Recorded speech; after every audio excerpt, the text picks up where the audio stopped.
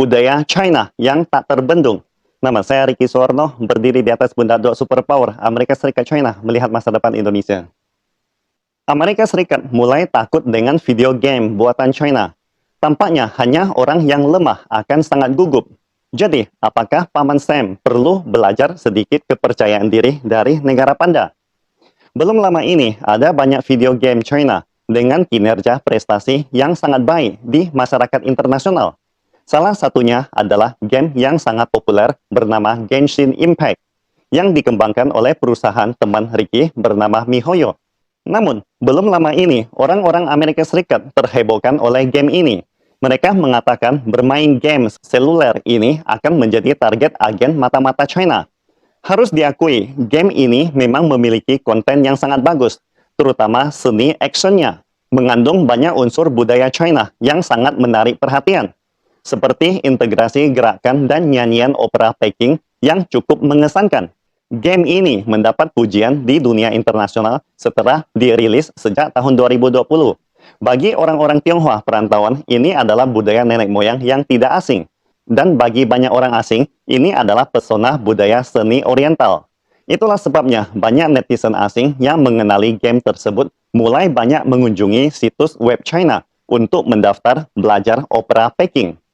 Ketika saya memahaminya, saya baru mengerti bahwa ini bukan masalah tentang siapa yang dipantau oleh Badan Intelijen China, melainkan game ponsel budaya China sebagai soft power yang telah berhasil diekspor ke luar negeri seperti halnya film-film Hollywood. Genshin Impact memungkinkan mayoritas pemain untuk berpartisipasi bersama. Dan ketika Anda memainkan game ini, Anda akan memasuki lingkaran budaya China. Seperti halnya beberapa tahun yang lalu, di mana mantan Presiden Amerika Serikat Donald Trump juga sangat khawatir dengan fenomena serupa. Mereka mencoba menekan dan memblokir TikTok dan WeChat, tetapi semuanya gagal total. Saat ini, sederetan game unggulan asal China sudah merambah ke dunia. Walaupun sebagian isinya meniru gaya komik Jepang dan Korea atau mode permainan Amerika Serikat, namun Genshin Impact banyak mengandung nilai-nilai budaya 5.000 tahun sejarah China. Karya dan game budaya ini dapat diterima oleh banyak orang di dunia. Inilah yang disebut output soft power atau kekuatan lunak. Tetapi dalam menghadapi ekspor budaya yang sama, mengapa Amerika Serikat begitu sensitif terhadap ekspor budaya China? Sebenarnya, ini adalah masalah perubahan mentalitas negara yang kuat dan negara yang lemah. Misalnya, setelah Perang Dunia Kedua, Jepang dikalahkan dan dikendalikan sepenuhnya oleh Amerika Serikat sampai saat ini. Akan tetapi, tidak menghalangi budaya Jepang untuk masuk ke Amerika Serikat. Di samping itu, ada banyak film dan animasi di Amerika Serikat yang mengandung karakteristik budaya Jepang yang sangat kental, seperti ninja atau shinobi, sang agen rahasia atau tentara bayaran Jepang. Namun, mengapa Amerika Serikat tidak khawatir tentang invasi budaya Jepang? Jawabannya sangat sederhana, karena orang Amerika memiliki kepercayaan diri yang sangat kuat saat menghadapi Jepang. Karena budaya Jepang di mata orang Amerika adalah suatu koleksi atau suatu mainan. Mengapa bisa demikian?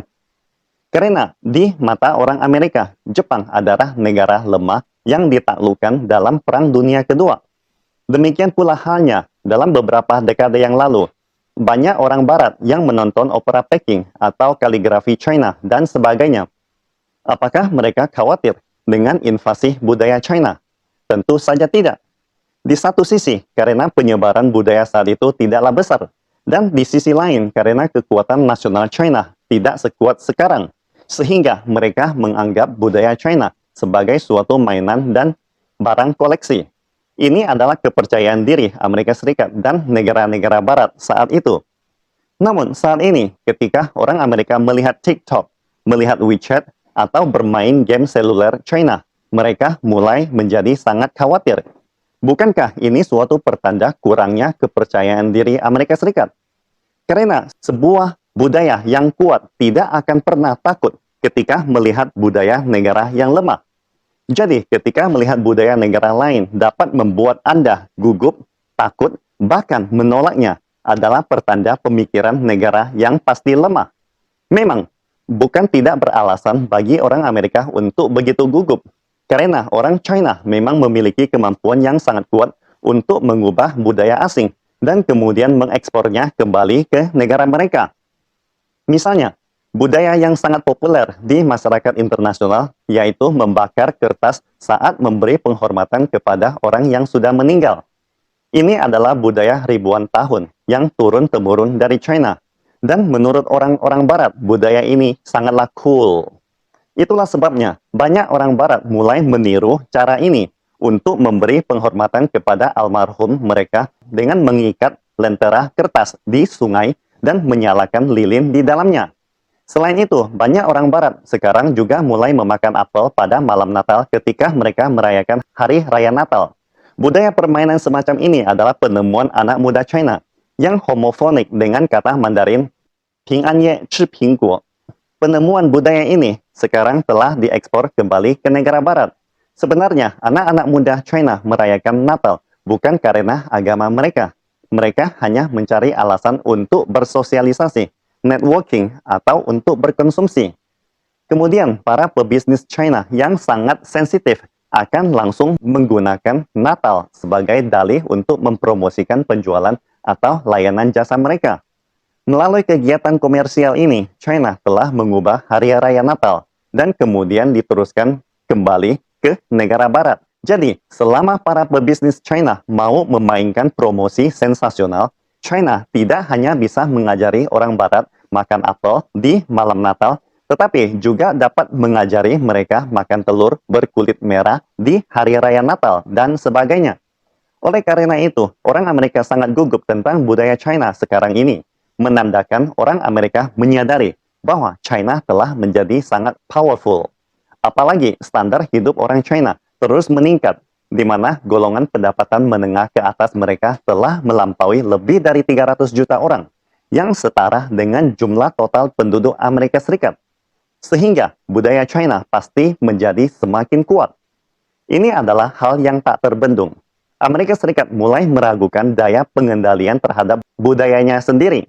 Sementara China dalam menghadapi budaya Amerika Serikat, Eropa, atau Jepang, menganggapnya sebagai peninggalan budaya dunia yang dapat memperkaya budaya China.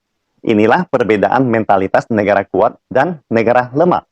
Pastikan Anda subscribe dan follow akun ini supaya senantiasa mendapatkan info terbaru tentang teknologi terkini AI berkaitan. Salam Indonesia Maju!